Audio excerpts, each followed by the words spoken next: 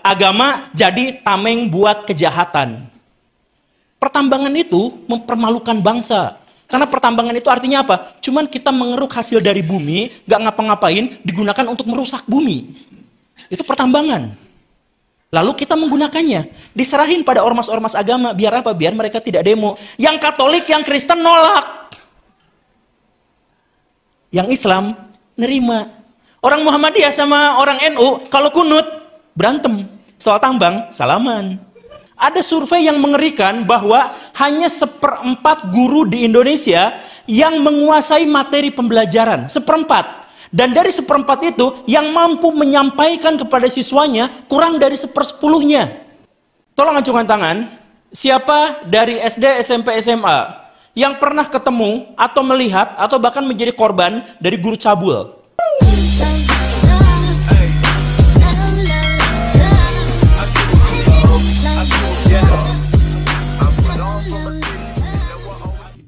Assalamualaikum warahmatullahi wabarakatuh.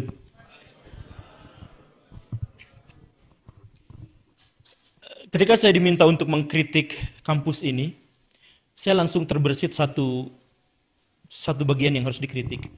Gimana ceritanya dalam acara-acara akademik, para dosen mengundang guru? Kan itu harusnya guru yang undang dosen. Oh gitu. Ya. Serius ya teman. Baik, saya diberi amanah untuk berbicara tentang kurikulum merdeka, tapi saya ingin menjelaskan tentang betapa rumitnya pelaksanaan kurikulum merdeka itu. Saya mulai dari hal yang sangat sederhana. Jadi, katakanlah ada 5 dimensi dalam pengajaran yang disebut sebagai 5 gogi. Yang pertama itu adalah pedagogi. Gimana ceritanya ada seorang yang disebut sebagai pengajar atau guru, itu harus menyampaikan sesuatu yang cukup inspiratif agar peserta didik itu terinspirasi dan akhirnya bisa mendapatkan pengetahuan seluas-luasnya. Itu pedagogi. Level berikutnya yang lebih tinggi itu adalah andragogi. Gimana ceritanya? Bukan hanya menginspirasi, tapi justru guru pun terinspirasi karena siswanya terlibat dalam pembelajaran. Ini level yang lebih tinggi lagi. Jadi bukan guru mengajarkan gimana caranya agar siswa berpengetahuan atau guru mengajarkan kepada siswa agar mereka memiliki motivasi dalam kehidupan, bukan. Tapi bagaimana pula siswa itu mampu memberikan dampak yang bisa dilihat oleh guru dan dalam pembelajaran. Itu level berikutnya. Level ketiganya, hedagogik. Bahkan ketika gurunya tidak datang atau tidak menyampaikan materi, siswa-siswanya sudah memahami apa yang harus kita pelajari. Sehingga siswa itu mampu untuk inquiry, nyari sumber, nyari informasi, kemudian dikaji bareng-bareng. Jadi level pertamanya ngasih tahu, level keduanya terlibat, level ketiganya bahkan siswanya itu tanpa dikomando pun bisa memahami apa yang akan kita bahas hari ini. Oke? Tapi ada yang lebih lagi. Disebutnya pedagogi. Di mana siswa-siswa itu bukan hanya mampu untuk belajar dengan sendirinya, tetapi dia mampu menularkan pembelajaran itu kepada orang-orang di sekelilingnya. Jadi pada waktu itu batas antara guru dengan siswa sudah tidak nampak lagi karena siswa pun ternyata mampu memberikan informasi kepada teman-temannya. Jadi bukan hanya terlibat, bukan hanya bisa belajar sendiri, siswanya bisa ngajar bahkan. Di waktu yang bersamaan ketika dia belajar. Itu pedagogi. Dan ada yang lebih tinggi lagi, yaitu apa? Cybergogi. Di mana pembelajaran sudah berbasis pada sebuah jaringan besar. Jadi ketika ada berbicara, saya misalkan berbicara di sini, masing-masing di sini sudah memiliki sebuah pengetahuan, sebuah wawasan, sebuah ide untuk ditularkan kepada orang lain dan nyambung dan saling melengkapi satu sama lain. Bentuknya menjadi sebuah jaringan besar. Nah, saya ingin mewartakan bahwa level negara-negara Eropa adalah level yang terakhir tadi, cybergogik. Jadi kalau misalkan Baraya main ke Finlandia misalkan, kalau ya pakai Google Earth gitu misalkan. Di sana itu belajarnya jamnya itu hanya dari jam 8 pagi sampai jam 12 siang. Terus nggak ada pembagian pelajaran, nggak ada pelajaran matematika, nggak ada pelajaran IPA, nggak ada pelajaran IPS, nggak ada pelajaran apa-apa yang seperti itu. Kemudian belajarnya 1 jam, seling istirahat setengah jam, 1 jam lagi, istirahat lagi, terus pulang. Gimana cara pembelajaran seperti itu bisa menghasilkan sistem pendidikan terbaik di dunia? Karena sudah cybergogik. Di mana setiap orang di situ bias antara guru dengan siswanya sudah benar-benar bias. Kecuali usianya tidak ada yang membedakan mana guru mana siswa. Pada waktu itu di sana seperti itu. Nah, itulah yang gilanya itu dijadikan inspirasi untuk memunculkan kurikulum merdeka. Jadi kurikulum merdeka basisnya dari mana? Dari AB System. Dari mana itu? Dari negara-negara yang sudah maju di Eropa sana. Kemudian mencoba diterapkan di Indonesia yang masalah utamanya apa? Bahkan pedagogik pun belum sampai kita tuh. Jadi kalau misalkan anggap tadi itu ada 5 level, pedagogik, kemudian apa itu tadi? Andragogi, kemudian hatagogi, kemudian paragogi, dan yang terakhirnya itu adalah cybergogi. Kita level 1 pedagogik. Ada survei yang mengerikan bahwa hanya 1/4 guru di Indonesia yang menguasai materi pembelajaran. 1/4. Dan dari 1/4 itu yang mampu menyampaikan kepada siswanya kurang dari 1/10-nya. Jadi siapa di sini, kalau misalkan itu data dari kementerian. Kalau misalkan kita, masa serendah itu, silahkan pikirkan dari sekarang, atau sekarang silahkan kembali ke masa lalu dalam benaknya. Berapa banyak guru yang pernah mampu menginspirasi kita sampai kita termotivasi untuk pelajaran tertentu? Coba hitung, dari SD, SMP, SMA berapa banyak? Langsung silang. Tidak ada. 5 orang. 1 orang. Nah, tidak ada 5 orang, 1 orang, berapa lagi? 3. Nah, itulah masalahnya. Jadi jangankan untuk hedagogik dan sebagainya, pedagogik di mana guru mampu menyampaikan dan memberikan inspirasi kepada siswa agar mereka termotivasi untuk mendapatkan pengetahuan, itu sedikit di antara kita tuh. Yang menguasai materi cuma 25%, dan dari 25% itu yang bisa menyampaikannya dengan baik kepada orang jauh lebih sedikit lagi. Coba kalau misalkan pertanyaannya dibalik. Tolong acungkan tangan. Siapa dari SD, SMP, SMA yang pernah ketemu atau melihat atau bahkan menjadi korban dari guru cabul? Ya kata-katanya cabul, atau tingkah lakunya cabul, leluconnya cabul, atau gerak-gerik matanya cabul. Siapa yang pernah melihat atau mendengar atau bahkan menjadi korban? Pernah? Pernah? Oh, tidak pernah? Ah, syukur. SD pernah? SMP ada yang kayak gitu. Biasanya, ini mah biasanya ya, nggak selalu. Tapi biasanya kalau bukan guru agama, guru olahraga. Biasanya ya, saya mah nggak nuduh, tapi biasanya. Dan ada orang-orang yang tertawa tadi itu berarti mengkonfirmasi pernyataan saya. Nah, coba bayangkan sekarang urutannya. Kita belum jauh sampai ke cyber, kita baru sampai pedagogik pada gagal. Kenapa seperti itu?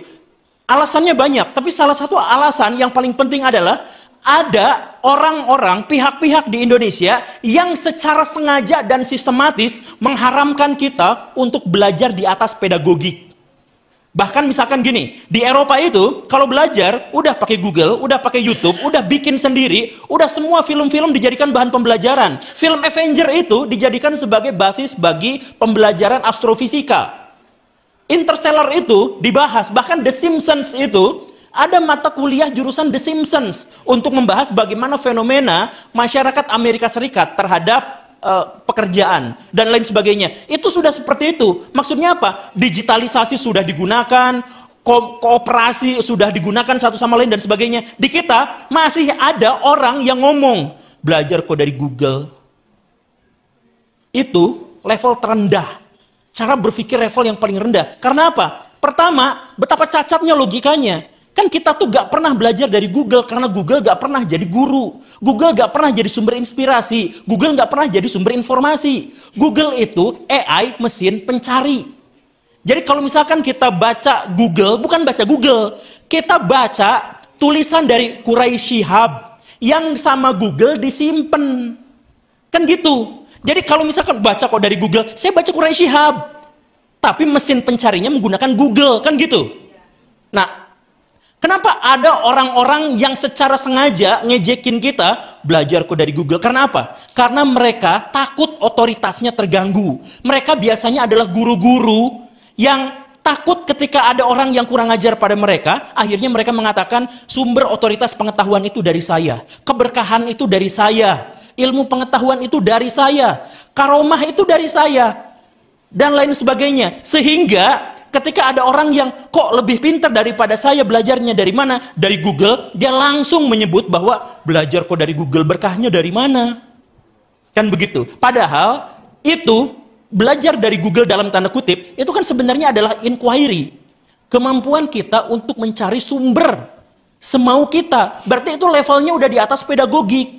Tapi kita justru malah merendahkan, menarik lagi sampai ke bawah. Sehingga apa? Sehingga sistem pendidikan kita mau sekeren apapun, mau sehebat apapun, dihalang-halangi oleh otoritas-otoritas yang memaksakan kehendak agar dirinya tetap dihormati. Akhirnya apa? Jatuh lagi. Ketika sudah jatuh, dampaknya apa?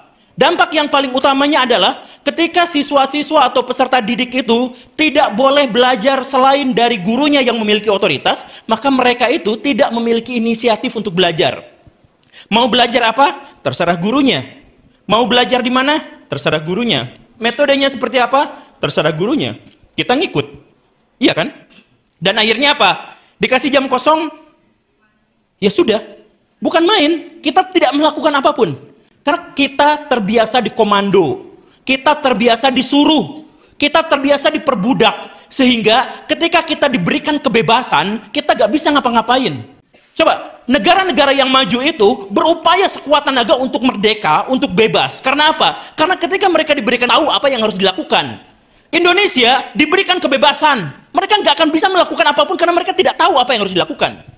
Kalau misalkan dikasih jam kosong, nggak ngapa-ngapain, seneng sih. Tapi ya udah, nggak ngapa-ngapain. Dikasih libur 2 minggu, jeprut.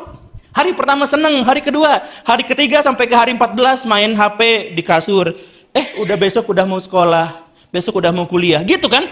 Kita gak terbiasa untuk disuruh, karena tidak terbiasa, karena kita terbiasa untuk berpikir sendiri, mengide sendiri, akhirnya apa? Kita terjajah, dan ketika tidak dijajah sama bangsa lain, kita tidak bisa ngapa-ngapain. Contohnya, kaum muslimin di Indonesia jumlahnya 85-87%. Berapa banyak mereka menguasai ekonomi Indonesia?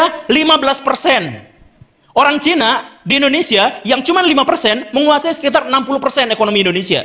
Kenapa Indonesia cuma kebagian yang pribumi dalam tanda kutip, yang kaum muslimin dalam tanda kutip, kenapa cuma kebagian 15%? Karena mereka nggak mau jadi orang yang berinisiatif. Mereka nunggu disuruh. Kalau ada yang nyuruh, baru ngerjain. Kalau nggak disuruh, mereka nggak ngapa-ngapain. Karena nggak tahu apa yang harus dilakukan. Jadi jangankan sampai hedagogik, pedagogik pun mereka nggak lulus. Nah, karena itu, karena kita tuh gak bisa melakukan apapun tanpa disuruh, akhirnya bencana terbesar anak muda Gen Z sekarang adalah apa? Pengangguran. Padahal pengangguran itu positif. Pengangguran itu bagus. Itu adalah salah satu sumber daya paling diharapkan oleh orang-orang Eropa. Nganggur. Kenapa? Karena ketika mereka nganggur, mereka tahu apa yang harus dilakukan. Sedangkan kita nganggur, tolong berikan kami pekerjaan. Pemerintah dituntut berikan kami lapangan pekerjaan. Minta agar kita diperbudak. Karena kita gak bisa melakukan sesuatu tanpa dikomando sama pihak lain. Iya kan? Demo itu apa? Demo pemerintah. Kemarin Pak Deddy bilang bahwa pekerjaan akan ditambah sekian persen lapangan pekerjaan. Gitu kan yang dituntut itu. Kita minta agar kita diperbudak. Betapa level kecerdasan kita ada di level paling bawah. Nah, kenapa? Dimulai dari pendidikan. Ketika pendidikan kita tidak mendorong orang untuk berpikir secara mandiri, berpikir secara independen, didorong untuk kita mengakui satu otoritas tunggal yang kita tidak boleh membantah dirinya. Ya, akhirnya kan gitu. Dan setelah itu apa? Setelah Indonesia, orang kaum muslimin Indonesia cuman kebagian 15% dari total kekayaan negara, apa yang mereka lakukan? Kong kali kong yuk sama pemerintah, minta tambang. Kata pemerintah, oke, saya kasih tambang, tapi syaratnya apa? Nanti kalau ada yang demo saya, halang-halangi ya. Akhirnya apa? Agama jadi tameng buat kejahatan. Pertambangan itu mempermalukan bangsa. Karena pertambangan itu artinya apa? Cuman kita mengeruk hasil dari bumi, gak ngapa-ngapain, digunakan untuk merusak bumi. Itu pertambangan. Lalu kita menggunakannya. Diserahin pada ormas-ormas agama. Biar apa? Biar mereka tidak demo. Yang Katolik, yang Kristen nolak. Yang Islam nerima. Orang Muhammadiyah sama orang NU kalau kunut berantem. Soal tambang, salaman. Tapi saya emang nggak mengkritik mereka ya kan. Ya. Tapi balik lagi. Ya.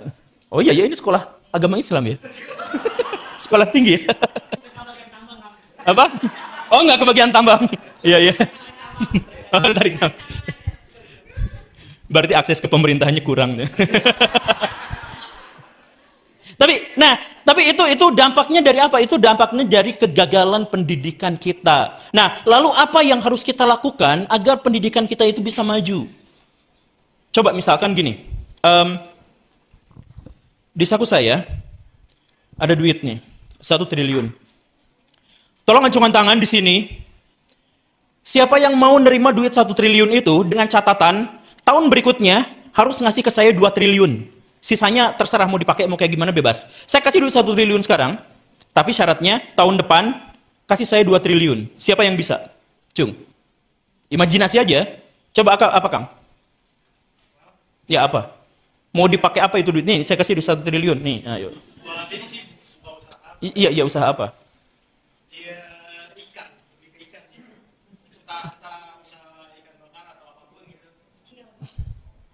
Gak ada ikan bakar yang omsetnya 1 triliun tuh gak ada. Itu yang pertama. Hukumnya nih, gak ada bisnis agraria yang bisa menghasilkan keuntungan 3 kali lipat dalam waktu setahun. Gak ada. Jadi itu dusta, itu salah itu. Saya nggak akan kasih duitnya ke situ. Ini saya investor nih, saya punya duit 1 triliun. Dipakai buat apa, Cung? Oh, apa? Properti sekarang sedang jatuh. Di Cina aja ada 1 miliar kamar papuliun yang tidak laku dan itu berdampak besar pada Indonesia. Sekarang tanya pada tukang properti semuanya lagi bangkrut, lagi sedih nangis-nangis. Gak dapet tuh. Apa lagi? Jualan agama gak butuh duit 1 triliun. Beli aqua galon 1 dus, aqua botol 1 dus, harganya 2.500. Potong ininya jual 10.000 karena sudah disolawatan. Gak butuh 1 triliun. Bikin sekolah regulasinya berat, Bu. Nanti dimarahin sama ini. Nanti kalau terlalu maju juga nanti diporotin sama dinasnya. Bisi gitu ya, bisi. Semoga tidak, tapi bisi. Nah, tapi gini, kenapa saya menanyakan seperti itu? Ini adalah sebuah bukti bahwa anak-anak di Indonesia dari usia 17 sampai 40 tahun, ketika dia disimulasikan dikasih duit 1 triliun, dia nggak tahu buat apa dia lakukan uang itu. Ngeblank. Kan gini ya, rumusan dalam Islam nih. Ini rumusan dalam Islam. Kalau kita punya rencana, punya pikiran, kemudian kita berdoa, kita dikasih tuh. Itu janji Allah. Lah, kalau ngehayal aja nggak bisa, memproyeksikan aja nggak bisa, seumur hidup nggak akan dikasih. Kan rumusnya gitu. Kita hanya akan punya duit 1 miliar. Ini rumus ekonominya ya, mental ekonominya gampangnya gini. Kita hanya akan mendapatkan uang 1 miliar setelah kita tahu uang itu akan digunakan untuk apa. Selama kita tidak pernah tahu uang 1 miliar itu akan digunakan untuk apa, maka seumur hidup kita tidak akan dapat uang 1 miliar. Bahkan ketika kita menang lotre, misalkan judi di Singapura, dapat 1 miliar, uang itu akan hangus kurang dari 6 bulan dan tidak berdampak apa-apa. Itu pastinya gitu. Karena apa? Ekonomi itu bukan kita memiliki uang, tapi kita cukup berkualitas untuk bisa memperbudak uang gitu. Nah, cara memperbudak uang itu gimana? Ya kita tahu bagaimana aturan-aturan agar bisa memperbudak uang itu. Kalau tidak seperti itu, uang yang memperbudak kita. Kayak mahasiswa-mahasiswa zaman sekarang. Kuliah tujuannya apa? Biar dapat kerja. Itu kan level intelektual terendah. Saya nggak mau menyebut kata paroki dungu gitu, saya nggak mau. Tapi kalau kata Pak Panji mah nyebutnya goblok gitu. Tapi harusnya disensor ya. Tapi coba pikirin baik-baik. Sekolah 12 tahun dengan kuliahnya itu, setelah itu apa? Ngemis-ngemis kerjaan ke Indomaret, ke toko-toko Cina di pinggir. Pak, saya mau ngelamar kerja sebagai kasir. Sesudah kuliah dan sekolah belasan tahun lamanya. Kenapa gitu sih? Untuk apa kuliah? Kenapa kuliah jurusan ini? Biar gampang ngelamar kerja. Ngelamar kerja itu artinya apa? Ngelamar kerja itu artinya gaji kita ditentukan sama pihak lain, kita bekerja di mana ditentukan sama pihak lain, kita bekerja dari jam berapa sampai jam berapa ditentukan sama pihak lain, dan kita bahkan berpartner dengan siapapun ditentukan sama pihak lain. Judulnya adalah diperbudak. Lalu kita habis-habisan kuliah, sekolah, menghaburkan uang dari orang tua sampai berjuta-juta itu hanya untuk diperbudak sama perusahaan. Seberapa bodohnya mereka gitu. Bukan kita ya, kan mereka yang nunyum di sana gitu. Saya mah yakin di sini nggak ada. Jadi seberapa bodohnya itu gitu. Lalu kuliah itu sebenarnya buat apa? Kuliah itu untuk memperbaiki diri kita. Kuliah itu untuk mengkerenkan kita. Karena apa? Karena rumus tadi itu, duit hanya mau datang ke orang yang sudah mampu mengelolanya. Jadi duit tuh gak bisa dikejar. Ingat ya pepatahnya, duit itu adalah budak yang baik, tapi dia adalah majikan yang buruk. Kita sekarang pengen jadi budaknya duit. Gimana cara jadi budaknya duit? Melakukan pekerjaan agar dapat duit, kan itu budaknya duit. Harusnya kan jadi majikannya duit. Jadi majikannya duit itu gimana? Misalkan teman saya, Pak Deddy Kobisa, dia tuh majikannya duit. Karena apa? Karena dia nggak usah ngider-ngider ngajuin proposal, ngajuin ijazah buat ngelamar kerja, enggak. Sampai detik ini, perusahaan-perusahaan datang ke podcastnya, Pak, saya mau masang iklan di sini, boleh enggak? Ini tarifnya sekian, diterima atau enggak? Duit yang ngejar-ngejar dia. Deddy Corbuzier itu sekali dia menampilkan neguk di podcastnya itu bayarnya 250 juta. Si botolnya itu. Jadi kalau di depannya ada botol sosro, terus dia minum, nah si sosro itu bayar 250 juta. Sekali minum itu. Kalau cuma dipajang doang nggak diminum, 100 juta.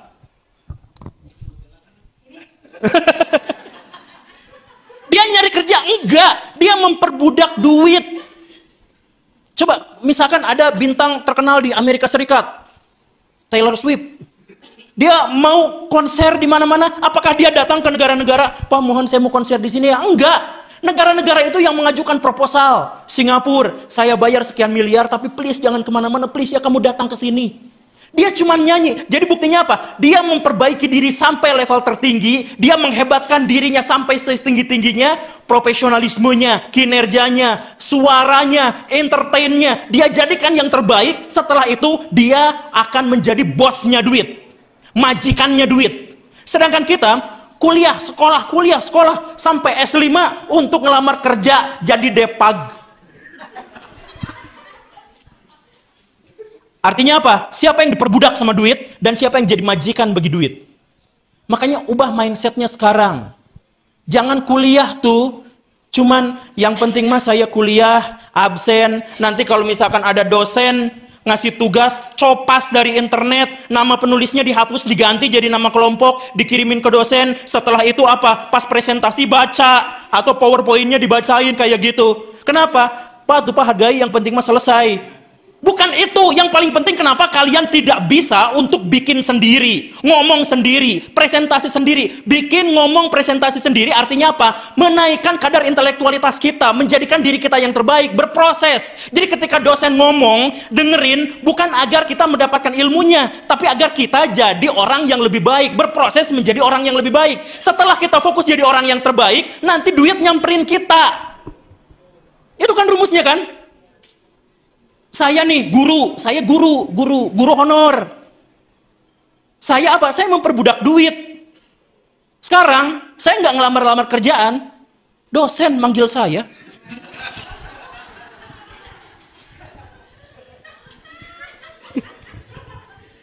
Karena fokus saya bukan menjadikan ilmu pengetahuan cara untuk mendapatkan uang, bukan. Saya fokus untuk berpikir, melatih kemampuan berpikir, melatih kemampuan berbicara, baca buku yang banyak, konsultasi dengan banyak orang, perbaiki dan terus-terusan berkembang. Fokusnya ke situ. Dari situlah saya dapat duit, dan si duit ialah yang ngemis-ngemis ke saya. Kata si duit teh, Pak please masuk ke kantong saya sudah penuh. Nggak apa-apa lah, masuk aja ke situ. Akhirnya kantong saya penuh. Jadi saya pakai pangsi. Kita lanjut di diskusi. Terima kasih.